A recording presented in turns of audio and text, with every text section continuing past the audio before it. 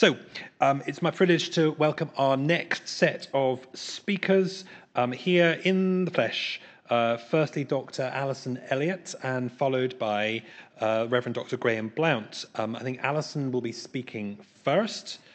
She was the convener of the Church of Scotland's Church and Nation Committee, of which you heard a little bit about just now, from 1996 to 2000, and was appointed as moderator of the General Assembly 2004 to 2005, being the first woman to hold the post and the first non-minister since 1567. So, Alison, you had a ringside seat from the Church's point of view at the time. Really looking forward to hearing from you. Thank you. Thank you very much, David. And hello, everybody. It's really good to be here, and I'm glad that we're having this opportunity to think back on a period that was really seminal for many of us here, and it is very good to look back with the eyes of today and see what was going on then. 25 years is a long time, and memories fade, but some are still vibrant. Every time I pass a cut field with bales of straw glowing in the evening sun, I think back to September 1997, when the bus party toured Scotland in these 4 manic days that Jim was talking about, the 100 hours before the devolution referendum. Our task was to persuade people to come out and vote on whether there should be a Scottish Parliament. About a dozen of us crammed into a small minibus, writers, singers, academics, journalists and church people, to take our message to schools, church halls, council chambers and barbecues. The message was, this matters. You have a vote to decide the future of Scotland. Make sure you use it. The following day, the EICC, the Edinburgh International Conference Centre, sizzled with excitement as the first result came in. 80% of the voters in Clackmannanshire had voted in favour of a parliament, and the other local authorities piled in behind it. I remember walking home as the sky lightened, thinking, we've done it. Scotland is now a different place. Its parliament was going to be very different from Westminster, with different procedures that we hoped would break down the tribalism of that place. I've been heavily involved in the process of securing a parliament for Scotland. I was convener of the Church of Scotland's Church and Nation Committee. We'd prepared the ground carefully. We'd scoured old reports of the proceedings of the General Assembly and discovered that every time the question of concentration of political power came up, the Assembly voted to disperse it to other bodies, basically following the principle of subsidiarity. We took this as indicating that our predecessors would be in favour of devolving power on this occasion too, and luckily the Assembly agreed. They also agreed to give us permission to join the various civil society fora that were campaigning for a referendum, something that our predecessors in 1979 had failed to do when devolution was last on the political agenda. It gives you a glimpse of how the Church of Scotland did politics before devolution, cautiously and carefully. It all had to do with securing the authority of the General Assembly. Its Church and Nation Committee prepared reports of what action the Church should take in the highest interests of the people, which was its remit in 1919, covering issues including open cast mining, community development, minimum wage, international debt, the Maastricht Treaty, and so on. It had a wide and varied membership. I remember when the committee discussed open cast mining. We had a minister who had an open cast mine in his parish, a member of CTPI, the Scottish Environmental Protection Agency, and a shop steward from Ravenscraig who did not take kindly to the idea of Scotland's industrial heritage being landscaped over and prettified. As well as preparing the Assembly report, the committee got out and about. On a regular basis, as Jim was saying, we visited Westminster and discussed our report with Scottish MPs. We touched base with the national offices of the main political parties and with other civil society organisations like the CTPI or SCPO. We chose one local authority area, such as Aberdeen or Dumfries in Galloway, and spent a day there, hosted by the Presbytery and the local authority. It gave us a chance to see firsthand some of the issues that concerned people there. and occasionally we visited places that were relevant to our report, such as the Dalhousie open cast mine. Our calling card was the current report. That focused discussion for the visit, and we hoped that further correspondence would follow. I'm not sure that it very often did, but there we are. We certainly went out and about quite a lot. The report, and we benefited very much from these conversations. The report was then presented to the Assembly, who voted on various recommendations attached to it. These ranged from proposing that congregations and presbyteries should study the report to urging the government to take specific action. At times, the recommendations went backwards and forwards with passion, year after year, particularly on Trident or on Israel-Palestine, so that some commissioners expected that there would be blood on the floor on Church and Nation Day and were disappointed when there wasn't. The media loved this way of doing things and gave plenty of coverage to the annual debate. Between assemblies, the convener of the committee, in particular, would frequently be asked for comment as political issues arose, and the skill was to relate the new topic either to general Christian principles or to questions the Assembly had already pronounced on, and craft a reply from that. I remember being asked for comment when the Scottish Secretary announced they were going to return the Stone of Destiny to Scotland, which resulted in a frantic half-hour of phone calls to historians and lawyers in search of a line. I'm afraid I can't remember what the line eventually was. It was pretty modest anyway. All the time you were conscious that any public comment could be challenged at the next Assembly. The Assembly was at the heart of any political action. Generally, the committee's agenda was determined by the political issues of the day, although occasionally a topic could be proposed from the floor of the Assembly. Looking back on it, it was a particularly controlled and stultified way of proceeding, but it was the way of the times. The trick was to establish a corpus of positions that were taken to be the views of the Church on the basis that the General Assembly had endorsed them, and then conduct the public debate by lining them up and comparing and contrasting them with positions held by other organisations like the STUC, the CBI, or the voluntary sector through SCPO. Very little free-flowing engagement, very few vox pops where anyone other than a bona fide representative or a media commentator could insert a view into the public debate. The institutional view held sway over personal opinions. I became so adept at operating in this way that I lost touch with what my own views were. When I was moderator, I was interviewed by Sally Magnuson, who stopped the interview at one point and commented, "You keep telling me what the Assembly thinks, Alison, but what if there are people out there who want to know what you think as a person of faith?" Frankly, that flummoxed me. This was a freedom that I wasn't used to, and it was quite scary. It was a strange way of doing things. The procedures followed by the General Assembly were similar to those in Westminster, and Westminster and the Assembly provided the two principal reference points for the committee's work.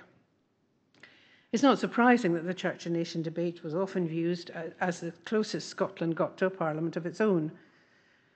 What passed as the view of the Church was the majority view of Assembly commissioners, as it would be in the House of Commons, despite the fact that they had not been selected as representative even of Church members. But there was also a sleight of hand that conflated the majority view of the Assembly with a true Christian position, despite the understanding within the Church community that the truth often comes from the margins, not from the majority or the powerful. This was still a time when Church people prided themselves on speaking for the poor. The idea that the poor could have the opportunity to speak for themselves was rather novel. This was well before the launch of the Poverty Truth Commission or similar initiatives. You can do politics in various ways, by focusing on legislative change or by changing people's lives at a local level. This emphasis on the politics of the Church at national level and the way in which that stifled local expression was not going unnoticed.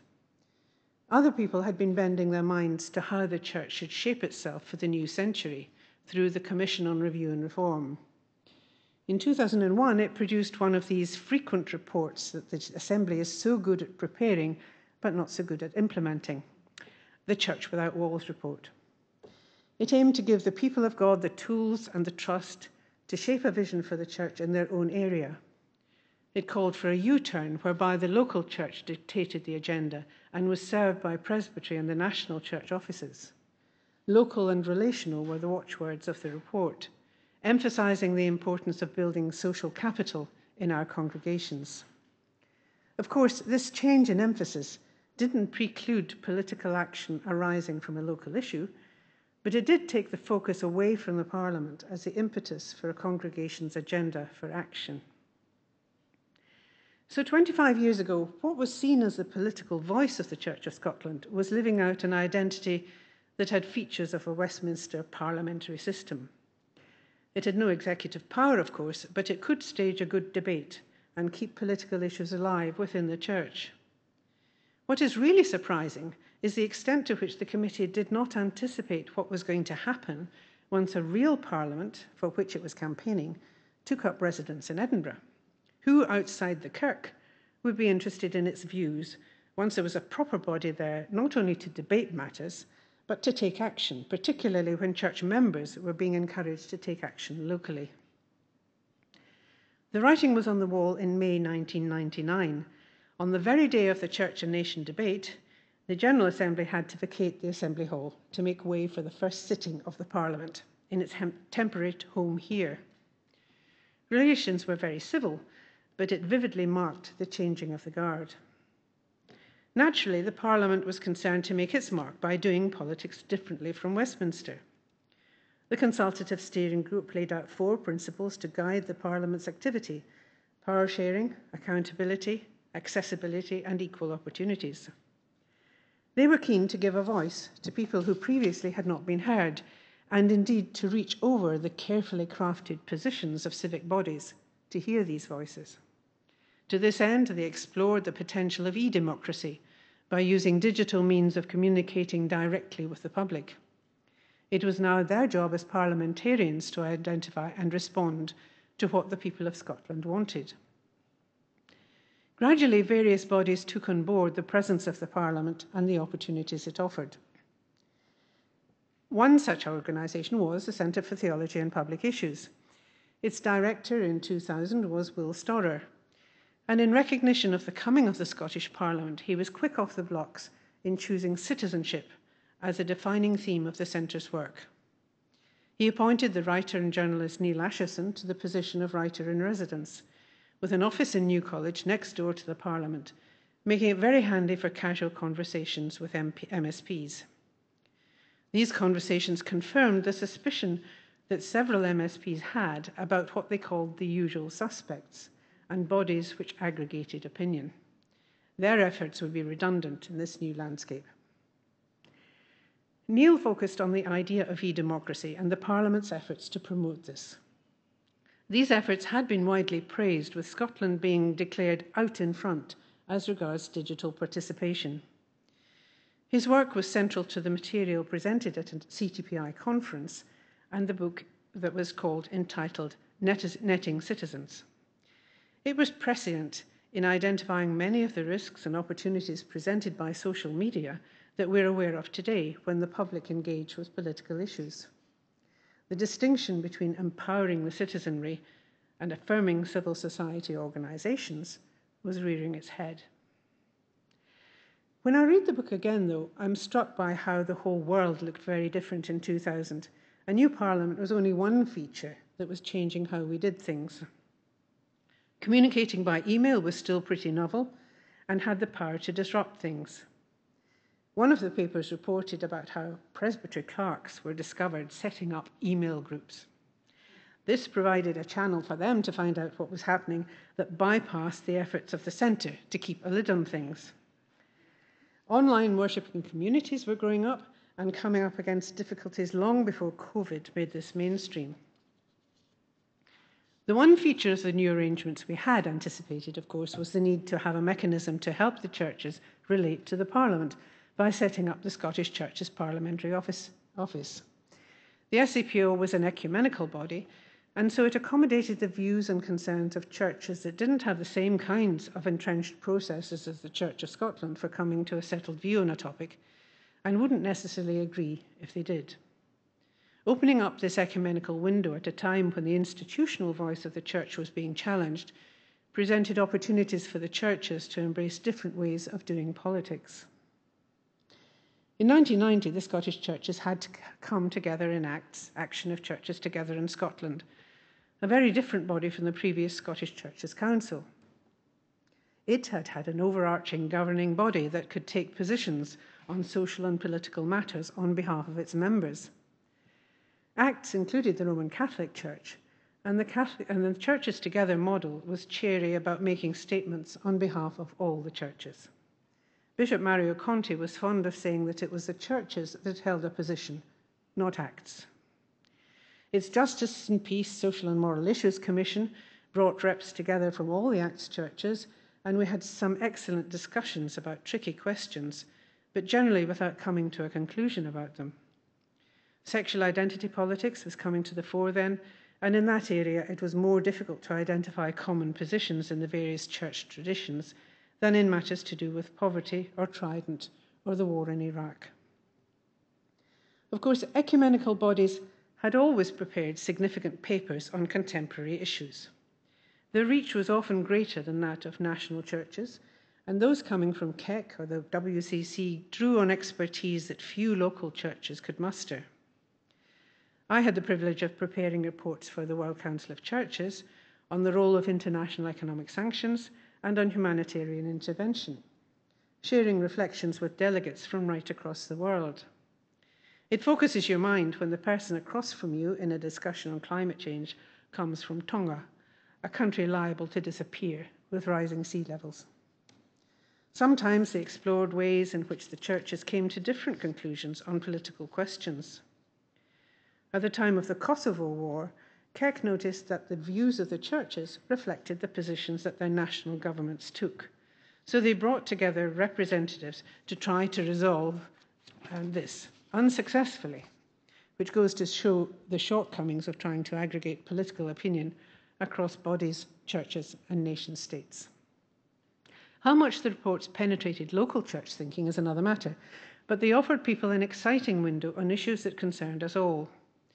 Sometimes the reports were notable for the theological twist they gave to contemporary debate, though probably not as often as they might have done. The Church of Norway, for example, produced a stimulating report on vulnerability just after 9/11, which had the potential to reset the international debate and the subsequent war in Iraq, had its message been heeded.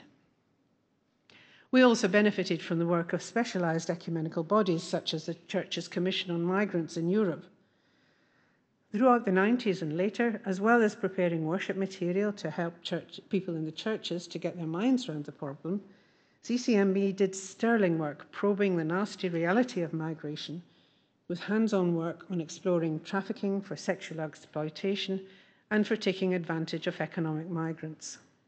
This was just after the fall of the wall in 1989, and Europe was full of vulnerable people who fell for the tales of these ruthless gangs. I heard about this through the work of the churches in Europe long before it was a political rallying call at home. Within Scotland, the churches were less inclined to set up specialist bodies on social and political issues, though Scottish Churches Housing Action kept the churches up to speed on the reality of homelessness, and churches set up organisations to support refugees and asylum seekers. Other ecumenical initiatives showed what could be done when the constraints of the institutional church were relaxed. For example, the Poverty Truth Commission was an imaginative way not just of bringing the reality of poverty right into the heart of the church's consciences, but also of presenting these matters to Parliament.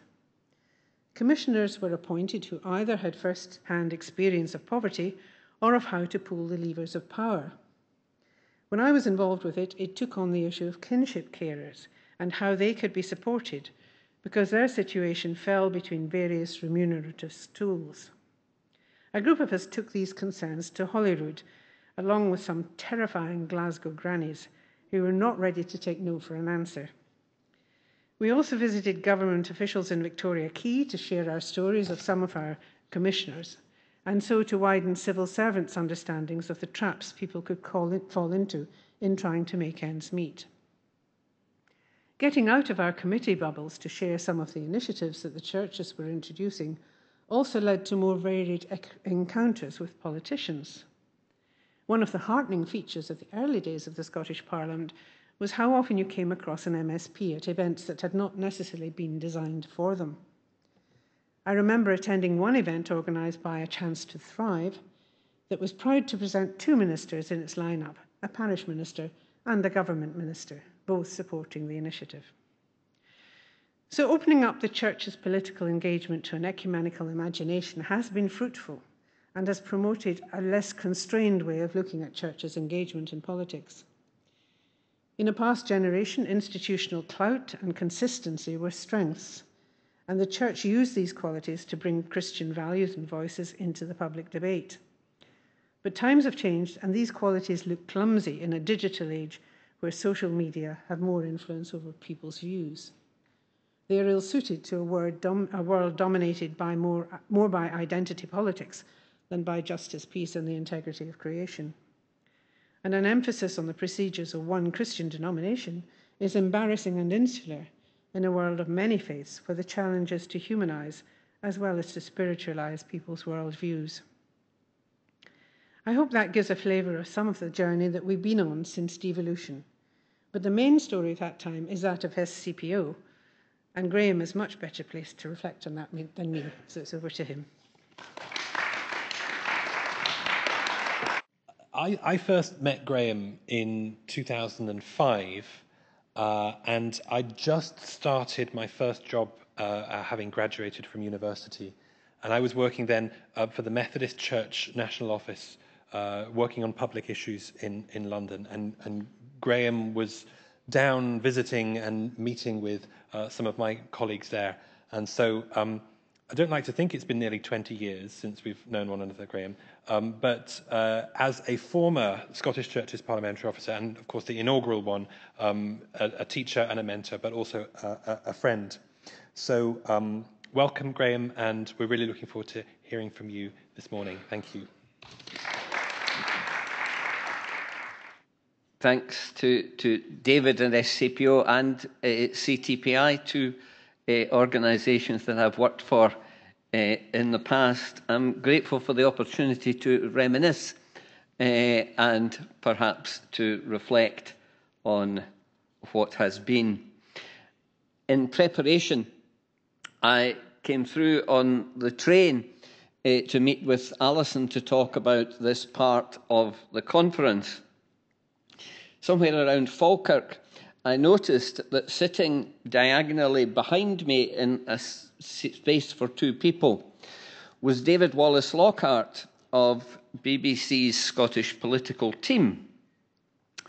Thinking back to the tactics that I used as the Church's parliamentary officer commuting through to the office daily from Falkirk, I took myself across the corridor and sat down beside him, introduced myself to him in terms of my previous work as the Church's parliamentary officer, and said what we were preparing for in today's event. How, I asked him, did he think the Scottish Parliament had lived up to the hopes that we had for it when it began? He quickly put me in my place by pointing out that he didn't know very much about that since he was 9 years old when the Scottish Parliament opened. So I want, and maybe they'll give me a picture to help me take you on this journey, I want to take you to this place, this very place, in 1999. A few months earlier, the Scotsman had thought it was worthy of a front-page headline when God's lobbyist was appointed a few weeks in advance of the Parliament beginning. I want to share with you a fairly selective glimpse of the Scottish Parliament meeting in this General Assembly Hall with the Kirk as landlord, host, or whatever. The first presiding officer of the Parliament was a son of the Church of Scotland manse. The Deputy First Minister was a future moderator of the General Assembly, although we didn't know that at the time. The First Minister himself, as you will have heard already this morning, was only a cultural Presbyterian who, when I was first introduced to him and he was told of my new job, said that was a very interesting little job. The leader of the opposition at the time rejoiced in having as his two middle names the first and surname of the minister who baptised him. Around 10% of the MSPs meeting in the hall that day were Church of Scotland elders, a totally disproportionately high representation. They were elders, I should add, as was the Scottish political editor of the Sun newspaper. Now, there's a stereotype busted for you. There were also many others in the new MSPs who told me, whether they belonged to the church or not, that they got their early political education from reading the Church and Nation reports that Alison was talking about. As you've already heard from the absent Jim Wallace, the first substantive debate in the Parliament was about prayers. The first petition lodged with the Parliament came from Sandwick and Cunningsborough United Free Church in Shetland. The first meeting that I arranged between a group of people from different churches and a Scottish executive minister, the Minister for Rural Affairs, was to discuss land reform. And the minister we were meeting with was the co-author of the most recent Church and Nation Committee report on land reform. The first major public stramash, again, you've heard about Section 2A already. That issue was announced not in the Scottish Parliament, but by a daughter of the manse standing opposite the church in which she was an active member in Glasgow. It was about the section that banned the teaching of homosexuality in schools. And there followed a bitter campaign led by the Roman Catholic Cardinal, the Daily Record, and financed by an evangelical Christian entrepreneur.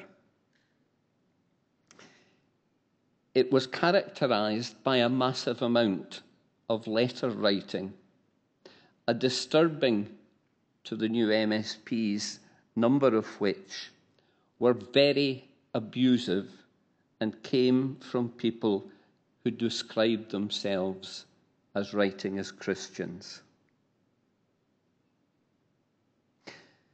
What of all that glimpse of the Parliament's early days, what tells you about a bygone day? And what is actually important going forward? What does it say about the church's engagement then and perhaps now? It tells us, I think, that the relationship between the churches and the Parliament is multifaceted and that all the different ingredients of that matter. But especially it tells you about the importance of what we might call formation, the nurturing of future politicians. A few years later, Jerry Hassan wrote, "The retreat of trade unions, churches, and even local government have decreased the settings where political talent and experience used to be identified and nurtured. These were nurseries of political learning on the job of how to be leaders, shapers, and initiators." We might say influencers today. And we shouldn't exaggerate the retreat in that. We have recently had 2 Muslim party leaders coming from a faith perspective. The present First Minister is an active member of the Kirk, never reluctant to show behind his Zoom interview picture a Good News Bible on the bookshelf behind him. The Deputy First Minister is a conspicuous member of the Free Kirk. The next leader of the Tory party might well be an evangelical Christian. The next co-convener of the Green Party might well be someone who was trained in the Scottish Christian Youth Assembly. The Labour Party's head of policy at Holyrood and a national policy advisor are both committed Christians, the latter having previously worked for SCPO. What does all that mean for our engagement?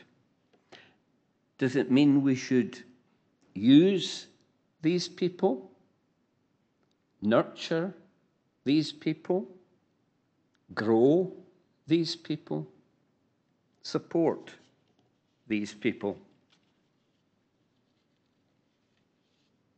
Not one word that I've said so far could be claimed as a lobbying success for SCPO.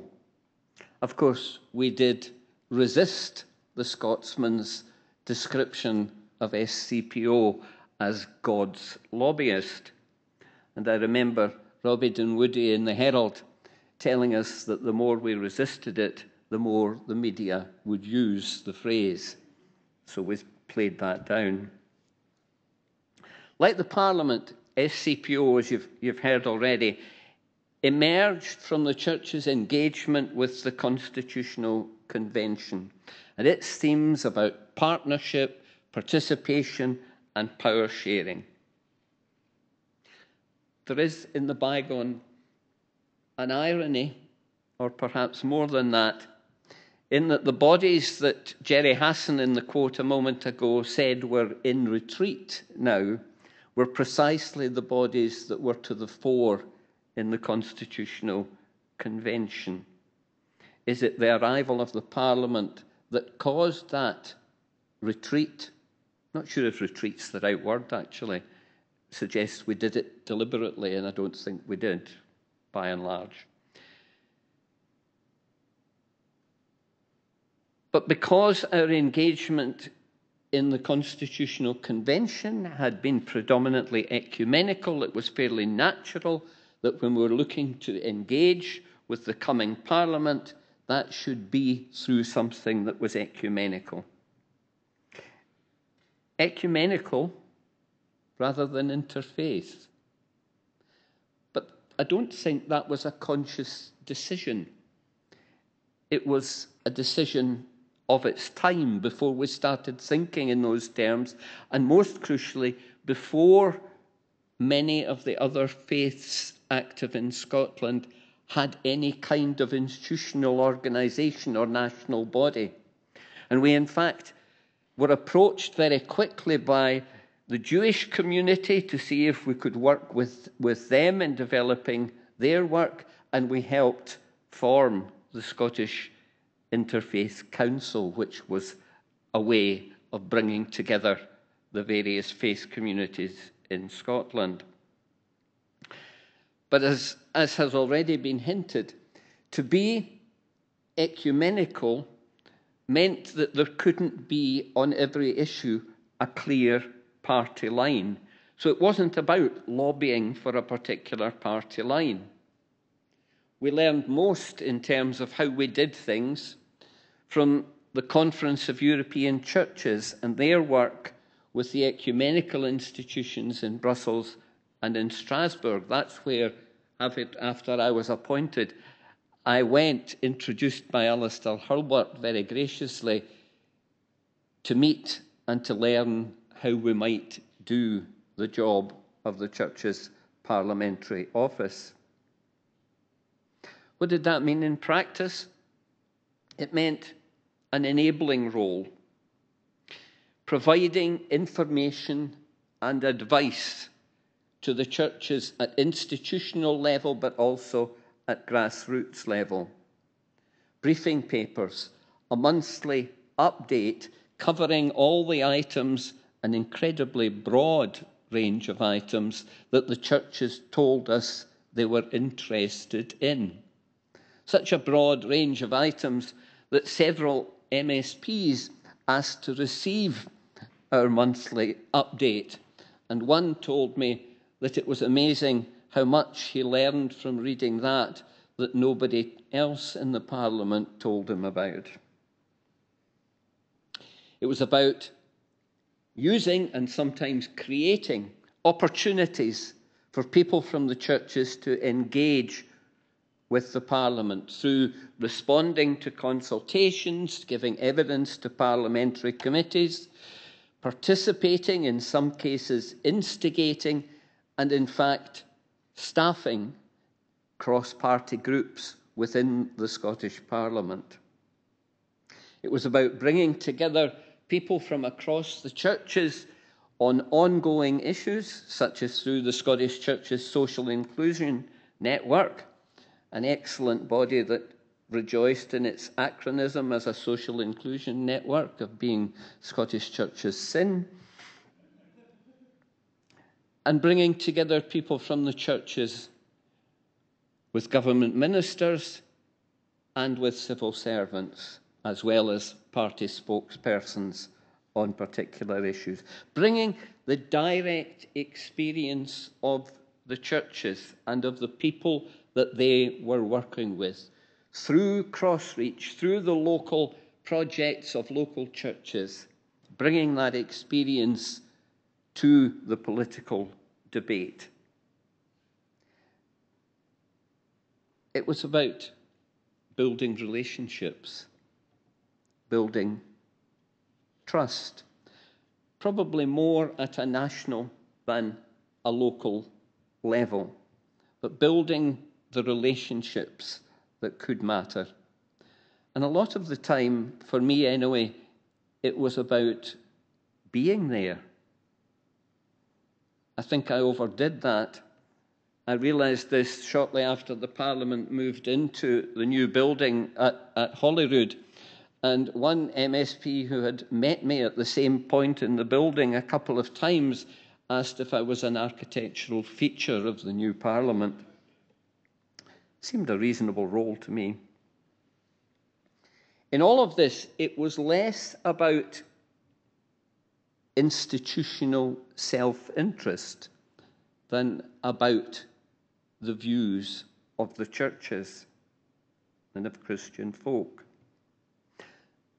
But, events, dear boy, there was charity law, there was land reform, there were water charges, and the institutional self-interest came up again, not always in good harmony with the church's expressed views.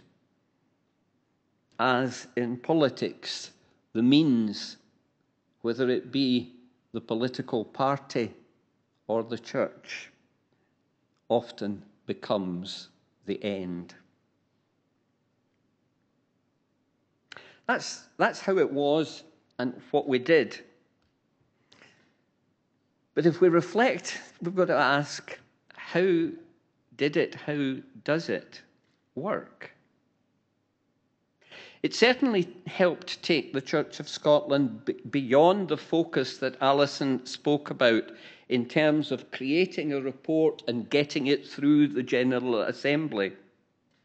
It was a long time before the creation of the Parliament that Bruce Millan told a CTPI conference that what he really wanted was for the Church of Scotland not just to send their annual reports to people in Westminster, but to come and engage far more with politicians. And SCPO certainly did that. It was, I think, of the spirit, the ethos of its time the consultative steering group principles, the almost utopian rhetoric, as Lindsay Patterson put it, that was in these heady days of the early days of the Parliament. The rhetoric of a Parliament that became, as Lindsay Patterson said, a forum for civil society, especially its articulate professional segments. Hazel McKeever's PhD said that SCPO was part of a proliferation of alliances and networks of interest groups that sprung up, and points out that before the Parliament there were a lot less parliamentary officers and researchers around to form these kind of networks. We were not alone in that, but maybe we weren't the same as all the others. I think I was the only parliamentary officer in Scotland who was told not to relate to the media, not to speak to journalists or TV people. That was partly about institutional restraints, particularly of Presbyterians, probably more that than about the risks of supping with the devil. But it was a sign of a difference of approach. A difference of approach even from that of the Catholic Church, which was part of SCPO, but not quite, not as much part as we might have liked. After an initial appointment of someone who was very much in tune with the ethos of SCPO, the Catholic Church backed off that, made a new appointment and changed to a much more reactive lobbying approach with a narrower focused agenda, mainly using Catholic MSPs as its means of operation.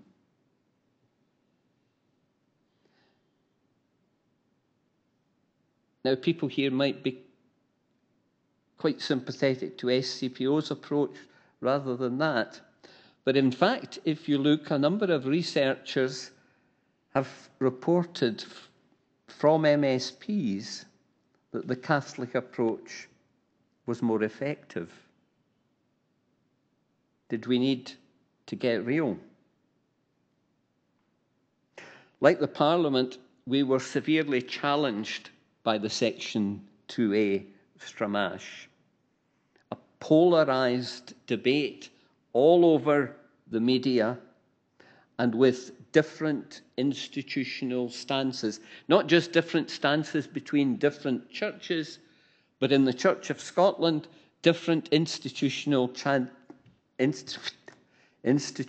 stances by two different Church of Scotland committees who said things on the opposite side of that debate.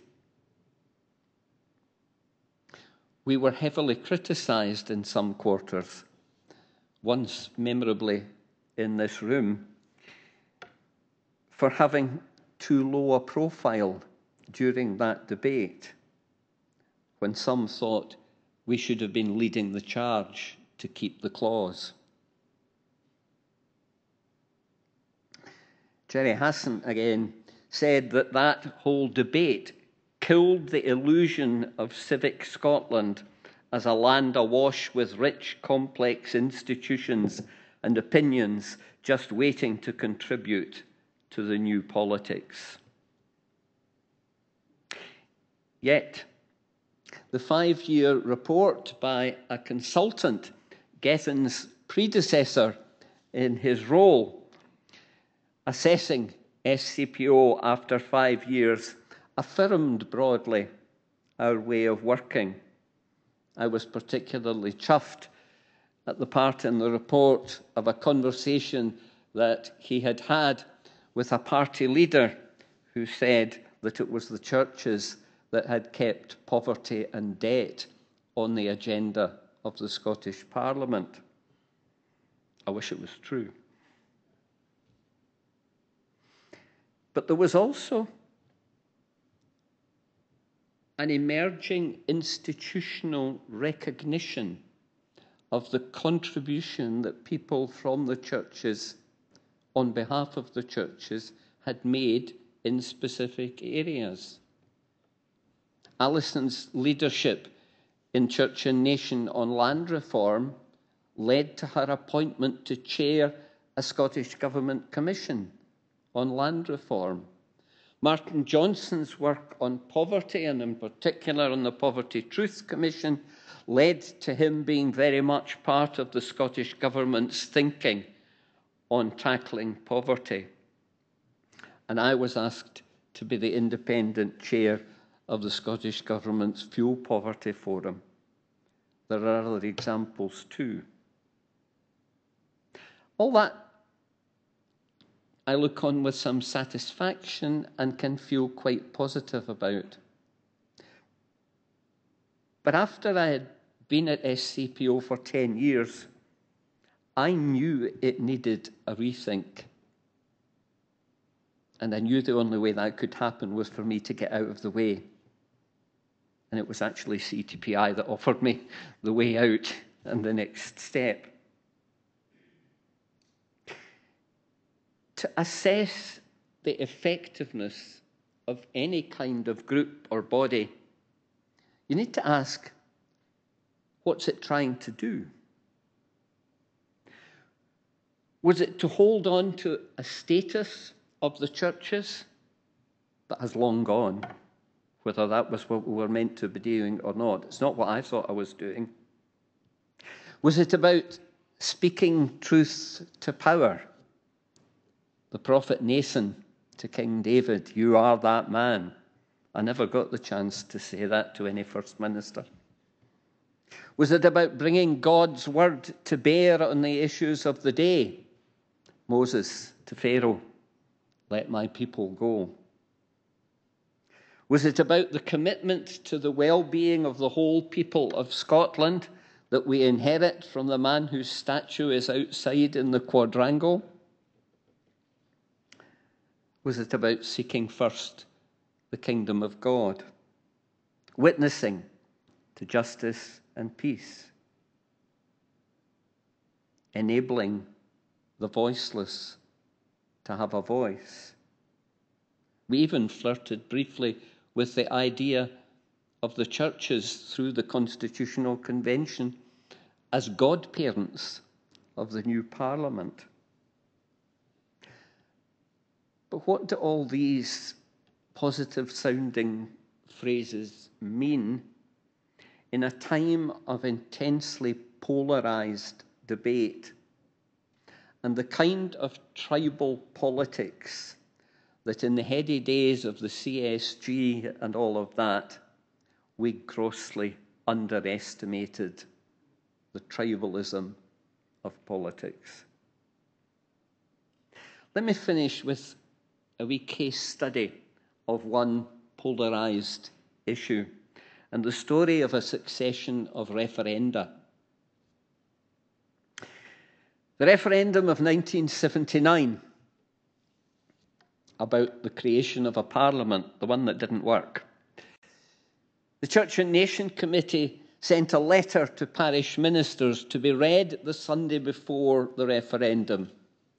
It recounted all the things that over many a year the General Assembly had said in this hall about the need to devolve power for there to be some kind of assembly or whatever here in Scotland, and advocated people voting yes in the referendum.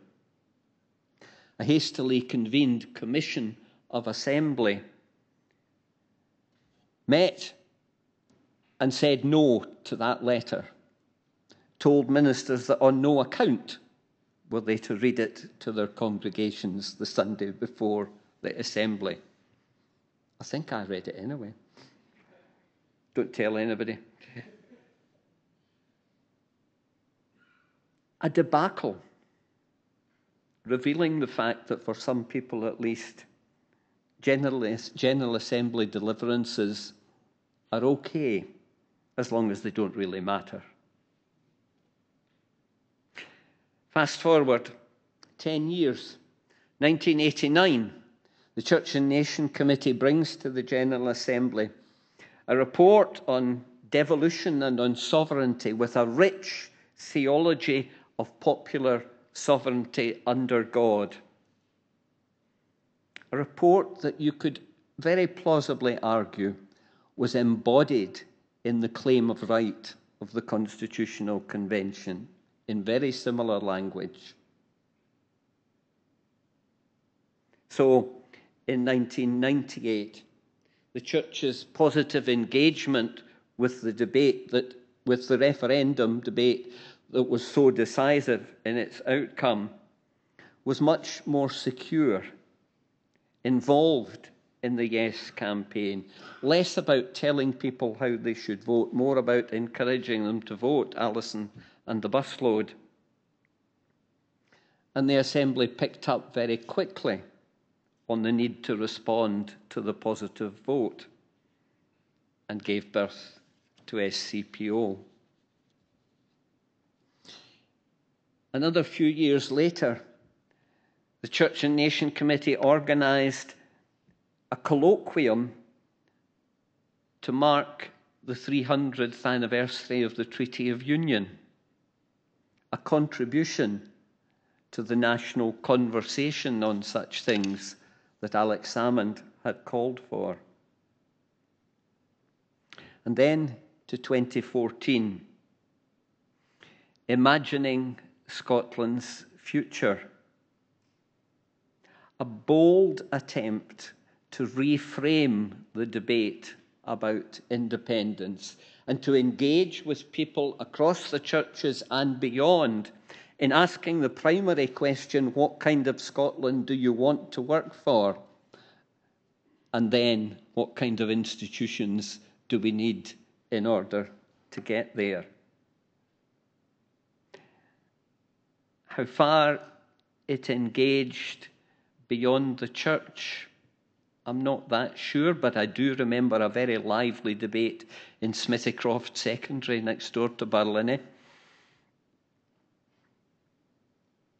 It never made much of a media profile, and when it came to the crunch, the church's contribution that was heard, as Alison mentioned, or was it Jim Wallace in his absence, was to call for respectful dialogue and even to offer a morning after pill in the form of a service of reconciliation the day after the referendum, a kind of neutrality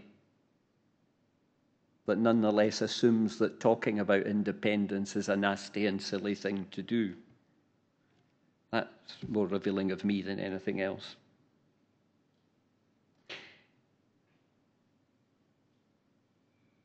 In the light of these glimpses, and what Hassan and Barrow describe as the demise of the Kirk as a major force in public discourse, and in light of the Kirk's increasingly inward focus in more recent years, where do we go from here?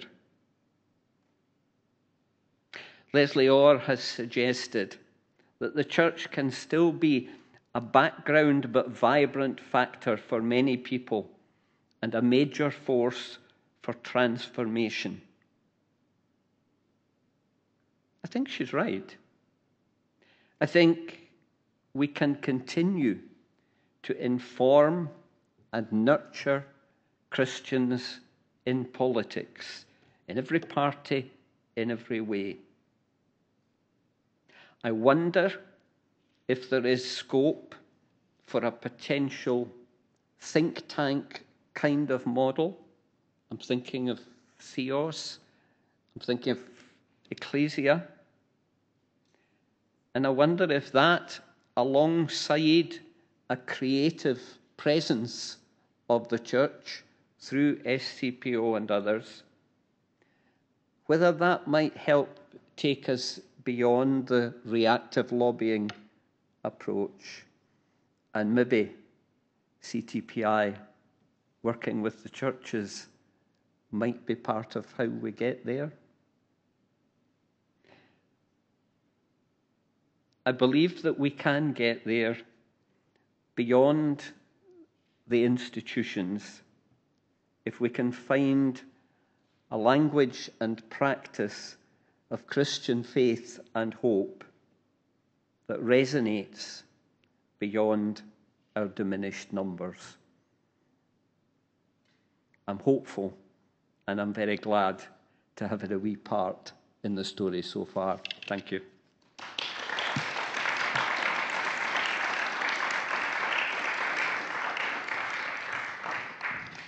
Thank you very much, Graham and Alison, for your contributions. We've been fed with a lot of ideas and words, and you'll be fed in about 15 minutes. But we do have a little bit of time before then, and I wonder if there's anything that has struck you, or you have a question that you might like to pose to either Graham or Alison.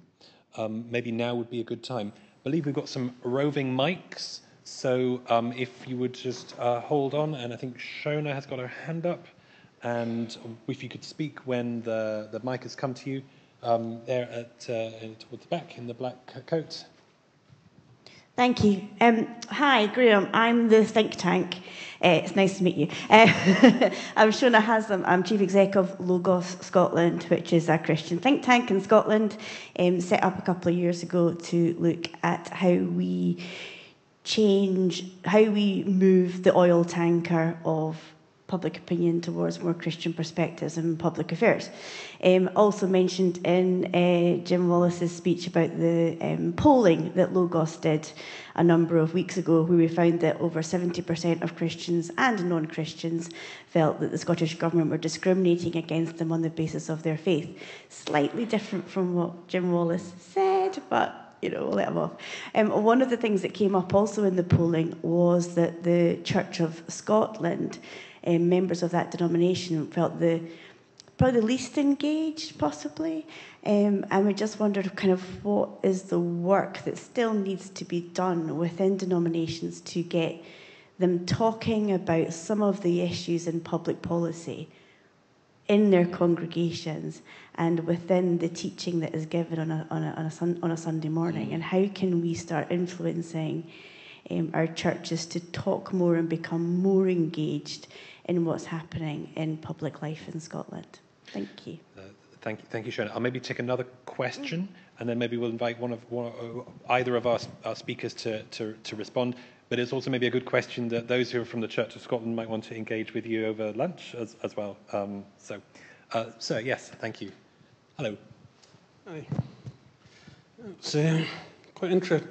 I had this question set up beforehand, so maybe I'll include it. But I just wondered if there's any way that in comparison to the rest of the UK, can it be quantified whether the Scottish Parliament has been a success or failure, maybe by statistics, and we've got statistics on these things for the Scottish people, especially as the Church of Scotland should be focusing on, and has, as has been heard this morning, the poor and disadvantaged. Thanks. On the first question, I was conscious as I was looking at you that I could see David Coleman between you and me, and I know that on climate change, a lot of work has been done to encourage conversations, and I think that's it. I don't think you teach this from the pulpit. I think finding ways and resourcing churches to enable conversations, and that is partly about respectful dialogue and enabling people who may end up disagreeing, but at least to bring their faith to bear on the conversation that they have about these issues. I think these kind of resources have a lot of potential, to be valuable. And because I'm getting older, the gist of the second question. Is there a way to quantify the success of the Scottish Parliament and compare with other parliaments in the United Kingdom? One of the things that we tried to do and could have done an awful lot better was what we described as a poverty audit of the Scottish Parliament. And that was more on the Poverty Truth Commission kind of model, not a group of people like the Church and Nation Committee or anybody else doing that, but actually going to people around the country at the grassroots, using churches but using other organisations, other voluntary sector groups and so on, and actually getting from people their own perception. That seemed to me at the time a worthwhile thing to do. It never quite came off the way that I envisaged it, and it probably didn't do so because we didn't resource it enough. But I think a commitment to do that, and if you're wanting comparative figures, then maybe to talk nicely to colleagues in London and see if they might want to try the same thing and compare notes. I think there that I don't think you can do it by statistics. I think you need to do it by talking to people. So can I interject? You said perceptions. What were the perceptions? Yeah, the question was, what were the perceptions? Perceptions. I think the perceptions that we got fed back, and this was, to be fair, this was after the first term of the Scottish Parliament. We were trying to do this, and that basically the key perception was not enough. Some good things, but not enough. If I can sum it up briefly as that. Thank you, Graham. Alison, would you have a comment to make? Thank you, yes. The question of how you get congregational members to engage with political questions, I mean, that's what we've been working on throughout all of this history. So it's not a new question.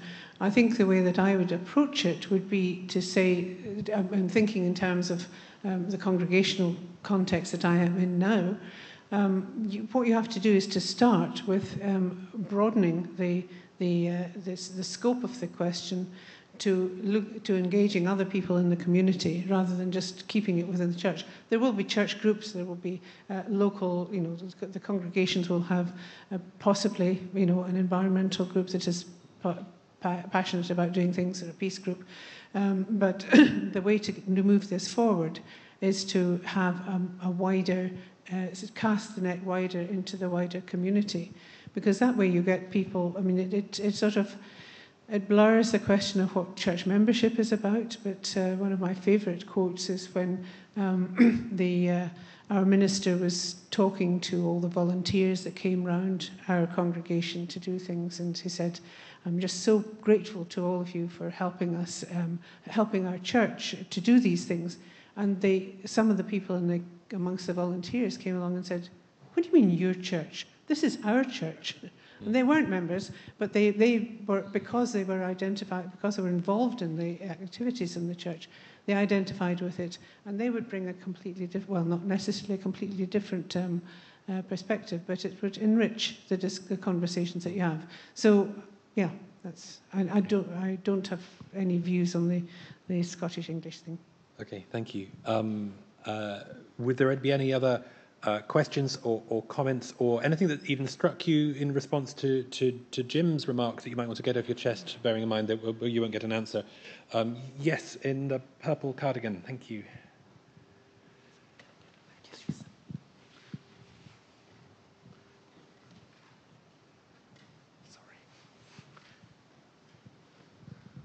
Hello, I'm Joyce Taylor from Quakers in Scotland, and I was previous convener of the Parliamentary Engagement Group for Quakers in Scotland, and used to meet with the SCPO. And I remember couple of meetings in the Parliament on various things.